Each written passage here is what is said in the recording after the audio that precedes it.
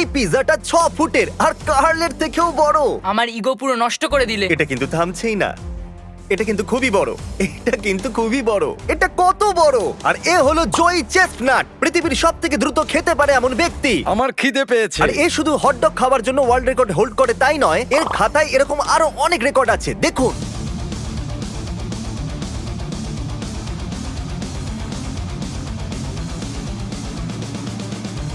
ইনি সব থেকে বেশি ওয়ার্ল্ড রেকর্ড বানানোর ওয়ার্ল্ড রেকর্ড বানিয়েছেন। সত্যি ইনি তো একদম পাগল। এই 8 কিলোর পিৎজাটা খাওয়া শুরু করার আগে দেখা যাক ক্রিস চ্যান্ডেলার আর আমার ওয়েট কত। আমরা তিনজন মিলিয়ে প্রায় 244 কিলোর।